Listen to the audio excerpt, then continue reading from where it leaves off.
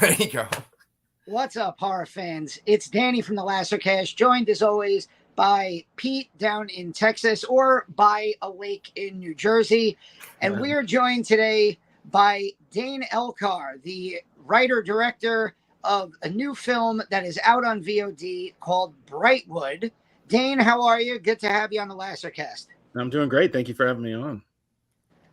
We met, God, it feels like forever ago, at the New Jersey Horror Fest, New Jersey HorrorCon and Film Festival. Yes, yeah. And you had a short film there, The Pond. The Pond, I said very nice things about it. It was a really great short. I think you probably gave me my first real little review. Whoa. Well, that's I mean, awesome. And then just by chance, yeah, we bumped into each other in the city a few weeks back at the premiere of, I believe it was Brooklyn 45 at IFC Center. So it was great to see you again. And you told me about this film, and I was so excited to get my hands on it. This movie is a time loop genre film, but it's also like an allegory for absolutely terrible relationships. Yes.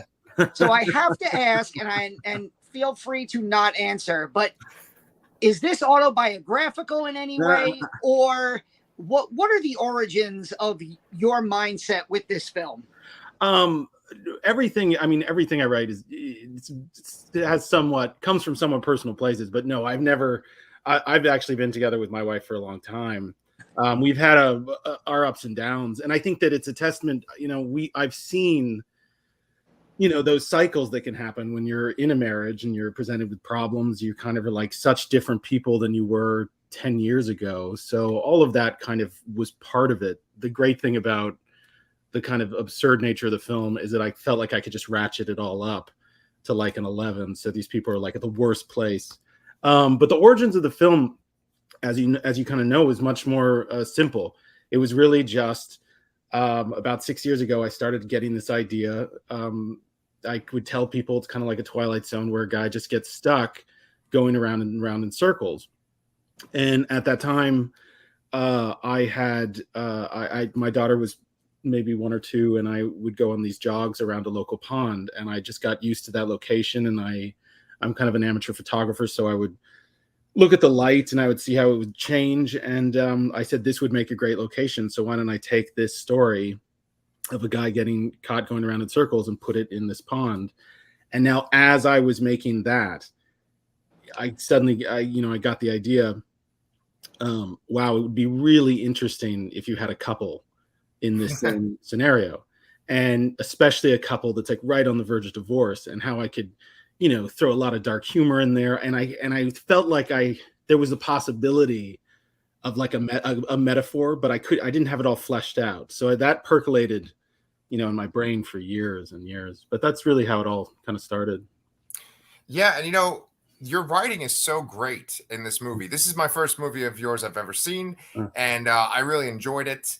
I don't know if you saw our review. Thank you. Yeah, I did. Thank you. Yeah. And so, for me, like Danny and I kind of joked about how, we're both in relationships and we've had horrible fights before, and we could relate to it. I think that that's the key that you've made a successful film, when people can say, I understand this, I know this feeling, I can relate to it on some level. And so I was wondering, you mentioned how the metaphor you were kind of developing it was one of the metaphors that you wanted to go for, the idea that we in these cycles kind of damage ourselves and damage our partners. I think I absolutely. I think that you go into these kind of cycles of toxicity in and out of kind of love and hate, and not to give too much away, but you are essentially almost feeding off that, and that's what's keeping the relationship going forward. And so taking that idea and kind of manifest it, that's what's so kind of interesting about a time loop movie. I mean, at least for me, I always think they're kind of funny, and I think that usually there's always kind of like something's going to be resolved. But what I wanted to do was take that kind of structure, but just apply it to this kind of relationship, this toxic cycle, and see how that and make that more important than the actual mechanics of the loop itself or the time warp. Sure. Yeah. Pete and I, in our review, we talked about how real it felt. I believe Pete and I have both been married over a decade now. Yeah. And like the scene that I think we both hit on was when Dan, played by, I'm going to get his name wrong, Max Wartendijk. Perfect. Oh, all right. He's gonna love that. Okay. Yeah. When him and Jen, played by Dana Berger, when he tries to take the selfie of them, and he can't get it right, and he goes to like give her a kiss, and she just like was like get. Yeah. And I'm like, that felt so real. And I don't have my marriage isn't falling apart, but that moment specifically hit home for me. I think he did a great job, like Pete said, with the writing of this couple. Thank you. I want to just take it back to the pond for a second, because I said, I met you, I think it was 2018 or 19. I think that's when we were at, Yeah, it was pre-pandemic, which feels like it might as well have been 2 decades ago. Yeah. And this is the first time that I have ever seen a feature that started as a short. I see a lot of short films at a lot of horror film festivals. Sure. And I speak to a lot of directors, and they always say, I would like to make this into a feature. This is the first time I've ever seen the short and then the feature. So can you talk us through the process of taking a 20-minute short film and turning it into a full-length feature film? Sure. It was never planned. And in fact, I think even though I had it in my head, that would be an interesting idea, I think that there was something about it where, I was always looking to make the film with a little bit more money, or so. My producing partner Max Wartendijk and I had been working on a number of projects, but mainly a project for years before the pandemic to try to raise some money on it, and then of course the pandemic hit, and that really. The absolute drive to see a feature film made and finally get it done was very strong. And so that's when the wheels started turning, when I started asking myself, what can I do now with the things that I have, with the skill levels that I have? What can I teach myself? So it really came, and then I made that decision. Okay, I can do that story that I've been thinking about for years. And so that's why I kind of pulled that out. I'd never made The Pond and said, I think this would make, with the idea that I would really, really make it into a feature film. It was always just kind of vaguely in the back of my head. Wouldn't that be kind of interesting? But that, I think one of the reasons why I chose that is that I knew that was like a no budget short film. That was me and my friend going around with an iPhone. And I knew what it was like to film in a single location like that. I knew what I would need, I knew I needed these kind of markers to make the story just visually going around, get this people going around in circles. And so I knew I could apply a lot of the things that I learned from the short very quickly into a feature film and use those kind of limitations as sort of, like artistic obstructions. And so it really came out of, I can make that. And then I started writing the script, and then I gave it to Max Wartendijk. He read it. He really responded to it. And then he suggested Dana, and I got on a call with her, and we really hit it off, and she's super smart and fun. And so then I will say probably I did something different from some feature films is I brought them in pretty early in the prep. So maybe like my second draft, I got them in on Zoom calls, and then I just had them read it, and then I would go and rewrite it, and they would read it again, and we would start it like 1 time a week and then 2 times a week. And it really helped. I mean, they already kind of had this great chemistry, but it really helped like hone down the dialogue and hone down. I mean, the structure was kind of there, but to really get those like funny bits in there to make sure you're hitting the right beats. It was a great process. It was a great way to work that script. It's funny because I was going to ask you about Max and Dana, because I wrote down that they have anti-chemistry. Yeah. It's like the whole idea of them is that you're supposed to know almost instantly that this is a marriage that is falling apart. So what is that like for two actors to have to build chemistry, but in a negative way, where like they have to be, total opposites and antagonists of each other almost from the beginning? Well, I think that, first off, Max and Dana are great actors. They bring so much to it. They ask so many questions. They really, really study and think about their characters from their perspective. And bringing them in early, I could start to see, it was so good that they were kind of friends. They had worked together on a play years before. They love each other. They'd laugh all the time. I thought that was so important for two reasons. One, just the nature of the script. I think that I wanted people that would really work well together, but then also I knew that we would be shooting really uncomfortable in a really uncomfortable location in the middle of the woods.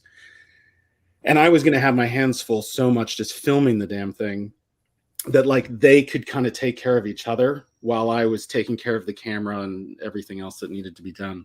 But yes, we spent months talking about it, just talking about what is the nature of the scene, where they're at in their relationship. And then they did a lot of work themselves. They went off and kind of would rehearse and read to each other, read it over and all of that stuff. So, yeah. It's funny. I had this question about time travel, but I'm just going to shelve that one because. Oh no, go ahead. Well, no, because it's like I'm going to ask you this kind of generic philosophy of time travel bullshit question, but you're a filmmaker, and I'm so curious about just making a movie and how interesting it is. Like, two things. One, real quick question. You have these great shots of the actual pond, but they're from up above. Sure. So was that a drone? Like, how'd you get those shots? Yeah, that was a drone. Yeah. That was a little like. I think it was some kind of, it was a little 2K Ronin or DJI drone. It was great. Yeah. Got some great footage. I love those shots, the aerial shots of the pond itself. And then my other question was, were you, I'm sorry, I should have looked like thoroughly through the, the behind the scenes, but like you edited the movie as well? I shot it. I edited it. Yeah. Okay. So then like, what's it like when you're filming a movie that's essentially like, sort of like the part of Back to the Future Part 2, right? Where they're sort of like overlapping. And also like even Flanagan kind of has some of that in some of his movies, like Oculus. Sure. What's it like kind of keeping the continuity for that? That must be really stressful. Not, what, ironically, it's not, there was a lot of issues that I had to deal with as the editor. But a lot of that stuff had a lot to do with just planning it out during the production, during the pre-production. Sure. So like anytime you were seeing like multiple versions or all of that was extensively just planned out and mapped out. So we kind of knew where we were at, and there was kind of like these Dan 2 and Dan 1. And I mean, we had it all in the script. And then I had a giant Bible that I worked with Max. He's such a great producer that like we scheduled it and got everything, I shot list everything. So it was very, very planned to make sure we got everything so that when I was going to edit, I felt pretty good about what I could put together. Now, I still have to reckon with like this giant thing I had just made in the woods? Yes. Yeah. It was quite an emotional trip to kind of sit down and, okay, let's dig into this thing and see if it actually works, so. Yeah. And then, Danny, I'm sorry to hijack too, but I had one follow-up question then too. So then this pond where you filmed, is this like a location where people normally aren't around, or like how are you able to film so much in that spot? So we filmed in a place called Egbert Lake in Rockaway, New Jersey. And that is not the original location for the pond. That was in Westfield, New Jersey. And the Westfield was way too expensive. So what I basically did was I would like a spy. I got on Google Maps and just like searched any bodies of water in like a 200-mile radius of where we were. And I came across a number of them, but So then I got in a car and I drove up there. I took my family up. And the first time I saw that lake, it was totally frozen and there was snow on it. Okay. But it met the criteria of, okay, it wasn't that big and there was a trail that went all the way around it. Which is harder than you actually would think. There's a lot of ponds out there that only have like a little bit of a trail, and I didn't want to fake it. So I decided, I kind of made the decision, I think this could work. And then I had about maybe like a 4-month straight panic attack, hoping that what I picked would actually work out for the film. But it's in Rockaway, New Jersey. We went through the New Jersey Film Commission. We had permission to shoot there. It was an active park, like it's a park, and people were fishing. I would set up shots, and then suddenly this like fisherman would walk down the hill, across the way, and it would just be like, oh my God. So now I have to go tell this guy, once they set up too, they don't want to move. Right. So it's like, I got to go tell this guy to please move. Everyone was super nice. I think I probably did want to kill a few kids. There were like ATV, kids going around. So I was waving them down, stop. Or kids, a lot of folks don't really understand how films are kind of fundamentally made. So they would drive up on their motorcycles and just be like idling, watching us. Oh. And I would be like, we can't have the sound. You need to turn off your motorcycle. So, but it ended up being great. But yes, it had its fair share of, we would be in the middle of a scene and then someone would be walking their dogs. So we'd have to stop for a second. I'm so happy it looks like an actual empty location. Yeah. And New Jersey, Lakeside, New Jersey horror films and genre films have a pretty good track record. Going back to Friday the 13th. Yeah.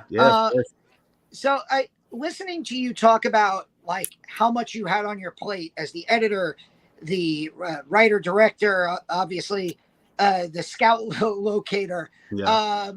Is this why? I'm assuming why in The Pond you are the lead actor as well. I'm assuming this is why you didn't act. Was there ever a thought when you started to expand this out where you said I'm going to be the lead, or was that like, oh, thank God, now I don't have to do this? No, I think what. I do love acting. It's in my family. My dad was an actor. I do think that, the drive to see a film through and to be a director and to just that was the focus. So ideally it would always, I would have always not really wanted to be in it. But I think really early on, maybe as I was writing it, it was kind of one of those things. Again, if no one wants to do this, is there a way that I could do it? And it very quickly was like, no, because I'm going to be doing too much. And then once the script was done, I've known Max for 20 years. So I was like, you gotta read this. And he was like, yes, we need to do this. So he was the first person to really come on and start the process to actually making the movie. So. Oh yeah. See, and he kind of freaked me out a little bit, because he kind of looks like me a little bit. Yeah. He doesn't have a goatee or a beard or whatever. Yeah. But I'm just watching this guy argue with his wife, and he kind of looks like me. And I'm like, oh no, let's have some PTSD. Sure. But I was gonna say that this movie, when I was watching it, it kind of reminded me of a few other movies that I really like a lot, and a few of them are kind of recent too. But I was thinking about the movie Primer, and then I was also thinking about the movie that just came out this past year. It was called The Outwaters, right? Where there's a little bit of time loop in that too. Yeah, you're right. In both cases, you're kind of grappling with your other time selves. Sure. Were movies like that an inspiration for you? Primer, I remember when that came out, and that was a huge, we were all watching Primer. Outwaters I watched just recently, so no. I think in terms of just like inspiration, it actually just had more to do with like a Twilight. Like I just kept thinking it's kind of like a Twilight Zone, and then it just expanding it. So I think that's really more, it would be more than say like Time Crimes, which I also love, it's so simple. But I wasn't really thinking about it at the time. It was like, ooh, I have this idea. I feel like anytime anybody uses time loops in their film, it always ends up as this is Groundhog Day, but blank, and then it becomes that kind of like any action movie becomes Die Hard, but on a train or on a yacht. But Time Crimes is awesome, and it felt, especially some of the costume, like what Dan is wearing with the hoodie at the end. I wanted to ask you about minimalism, because I'm a huge fan of movies that maximize small casts and small locations. One of my favorite movies ever is Larry Cohen wrote Phone Booth with Colin Farrell, and it's like a 90-minute movie. Yeah, sure. Yeah, Phone Booth. And it's a 90-minute movie where like 75 minutes takes place in an actual phone booth. Yeah. Your movie has one location, effectively 2 actors, and it's 80-something minutes long. Is that something that you, as your career goes on, you like that idea, or do you want to expand into bigger features? No, I love that idea. I love taking a minimalist approach to things. I think that I'm not really sure where it comes with.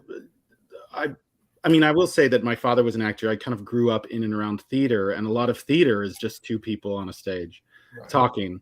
So it's like, how can you keep that going? Films are visual, and they need to keep pressing forward, and it needs to have kind of a frenetic energy to it.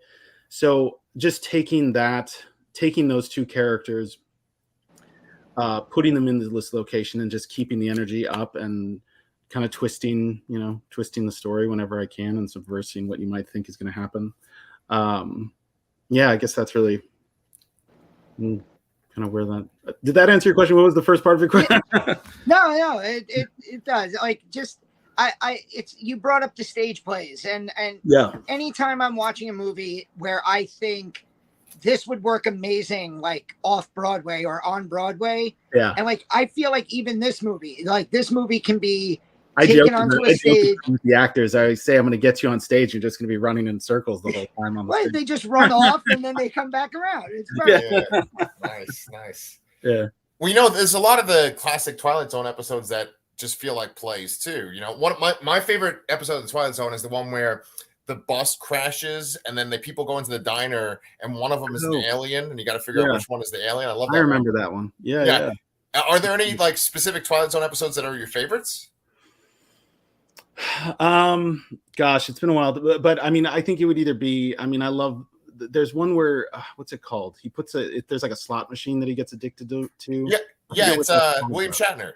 Yeah. That's a great one. That's not Nick of Time, is it? It might be. No, I don't know. I can't remember the title of it. I know the one where he's in the restaurant and he's playing a little. Yeah. That's a good one. That's a great one. So Brightwood is on. It's streaming on Prime right now. Have you been doing the festival circuit with this now? All last year we went to. We had our premiere in Other Worlds in Austin. We went straight to San Francisco at Another Hole in the Head. We were in Horror Hound in Cincinnati. Yeah, it's been great. We were in Salem Horror up in Salem, Massachusetts, which is beautiful. So Panic Fest, which I'm wearing the shirt. Oh, nice. Yeah. So it's been a trip. It got into a lot of fun places, and then seeing the movie, not only being invited to attend the festivals, but seeing it in a theater was so fun. It's really like being in a crowd and having those reactions that kind of you had, but in a group, it plays really well. It's a fun film to see. Yeah. In the environment. So then, as far as like your future projects and stuff, like we don't know anything about the industry right now. Like, has the strikes basically put everything on hold for you? We have. Max Wardendyke and I have another project that we've been that we had been working on, and it's kind of ready to go. And when the time is right, we can work on that. But yeah, right now we all 100% support the strikes, and I think it is so important to kind of stand our ground now because of these companies are kind of like these mega companies, and they want to make it into the idea of kind of making a film and then just getting it thrown out as a content into a dump is becoming kind of the norm now. So yeah, I think now is the time to try to change that. So yeah, hopefully. absolutely. We always like to ask whenever we get an interview. We started this channel because we both love horror. Sure. Obviously, you said the Twilight Zone was a major inspiration for this movie. What was the horror movie or genre film other than the Twilight Zone that really got you into this? And you said your dad was an actor, but like that made you want to like, this is, for like, I always use Dream Warriors for me was the movie that like, I saw that I went, oh God, this is my genre now. I remember seeing that as a kid. Yeah. It's like, I think when I was younger, I really liked the Hellraiser movies. But I think just in terms of, because of his recent passing, thinking back now, I really loved The Exorcist for a long time. That was one of my favorites. But I'm kind of I don't watch as many now because I have a 7-year-old daughter, but I used to watch a ton of films. I like The Exorcist 2 as well, The Heretic, which I think is an insane film, but I love Richard Burton. We kind of referenced that a couple of times because we just did Exorcist month in July. Did you? Yeah. And you covered the original. Well, we covered the original and the Omen, and what was the other one we did, Danny? Rosemary's Baby years ago. Oh yeah, we did that for Christmas, and then we did Exorcist month. We did Exorcist 3, and then the TV series. Have you ever seen that? No. Yeah, it's actually good. Oh, is it really? Okay. Yeah. Pretty good. Yeah. I wanted to ask you about the music in the movie. I looked it up. Jason Cook, I believe. Yes. And I felt like this is one of those movies where the score and the music in it can provide it plays such like a pivotal role in just being there to really like it kind of just lingers in the background and like haunts in the background. Did you have any direction for him, or did you just, what were you looking for in the score? Because I happen to love the music in this movie. Thank you so much. So it was kind of a 2-part process because I've worked with Jason for years. He actually scored The Pond as well. And as I was editing the film, I love sound design. So I was kind of dropping very organically, kind of adding these noises and kind of, turning them around and seeing how they would sound. And so a lot of that sound design was kind of laid down early on as I was editing. And as I was doing that, I would send these reels, that like 15-minute reels of the film to, like, literally I would finish 15 minutes of the movie and then send him that and say, please start working on the score. So I finished the edit, or I finished the rough cut anyway. And then as I was kind of finalizing that, I started working with the sound engineer, Joey Sampala, who is also a great musician. And he came in and kind of added a little bit more of the sound design. He added a lot of really haunting notes and cleaned it up. And then once we got a little bit more finalized, Jason Cook sent me like an 84-minute symphony of this ambient music that I remember listening to it and like almost crying. I did probably cry because it was like so beautiful, and it was such like an expression of having watched the film and just like done this wonderful piece of music. And I knew that I was probably only going to be able to use like 30 minutes of it, but out there, hopefully soon is going to be this like insanely beautiful piece of music. So I took bits of that and then I dropped that into the edit, and it worked beautifully, I felt. And that's really how it all came together. And then later, a friend of mine, Jeff Prosser, kind of did the last kind of pass, and we up mixed it to 5.1. And it was a very organic process. And Jason's brilliant. I mean, he's brilliant. Yeah.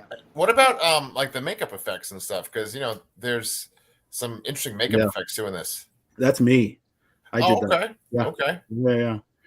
When I was a kid, and my intro to horror really was I loved the makeup. And I, you know, when I was a kid, I wanted to actually probably be a makeup artist. And I think that's why I liked Hellraiser. It's, you know, putting like pins in your skin for Halloween and everything like.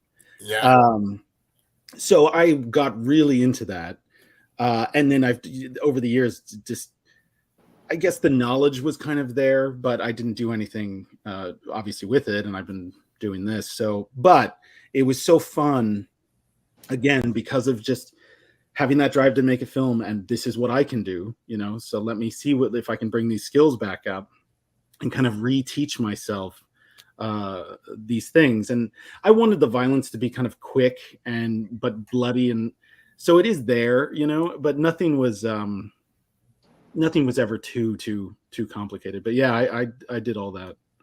Dang, a Renaissance man on this movie. It's pretty impressive. It's funny. You brought up The Exorcist. To me, the greatest makeup job ever is not even Reagan. It's the fact that Max von Sydow was only 44 years old, and he looked like an old man. Grandfather. Yeah, you're absolutely right. You don't even think about it. Yeah, there's old Max. Yeah, that's great. Well, I mean, I don't have any more questions, Pete. If you, I don't know how much you're able to talk about your upcoming projects, because I mean, here's the thing, like, you know, when we take a chance on one of these movies that, you know, it's like a new release and stuff, we don't know which way it's going to go. And I was like greatly satisfied. I was just like, oh, this is awesome. And then when Danny said we could talk to you today, I was like, yeah, bring them on. You know, so I'm just looking forward to your next project. And I don't know if because of the strike and stuff, you're not allowed to like go into detail about that. I can't go into too much detail about it, but I think it's, again, it'll be another example, or it'll be another kind of dive into of a more minimalist storytelling. We'll see how I can make it, because I do like, one of the things about this story was having, you know, just these two characters and keeping the suspense up and keeping the kind of story moving forward. And so I do take it as kind of a fun challenge. It was a lot of fun to, I think, write this script. I don't know if it was as much fun to write this next script, but the challenge gets me going. So I like that a lot. So then, just for one final time, where can our viewers see Brightwood? I know it's streaming on Prime, right? Yeah, we're on Amazon Prime. We're at Kino Now, I should say. We also have a great DVD, I should say. There's a lot of fun extras on it. That's Pawns on it. Oh, nice. We're on Vimeo, and then later next month we'll spread out to like Apple TV and all the other ones. So nice, man. Nice. Yeah. Is the DVD available on Amazon, or do you have a website? It's through Kino Lorber, but it's also available on Amazon. Okay, cool, awesome, perfect. Yeah. All right. Well, I mean, Dane, thank you so much for coming on. I've been a fan of yours for, I don't remember, 5 years now. First review, everybody. First review. And so I'm glad that we could have you on. I'm glad you could talk about Brightwood. We both really enjoyed the film, and we really look forward to seeing what you do next, and maybe come back and talk to us about that project once everything, the gears start moving. Yeah, absolutely. Would love to. Thank you so much for having me on, both of you. Thank you, Dane. Yeah.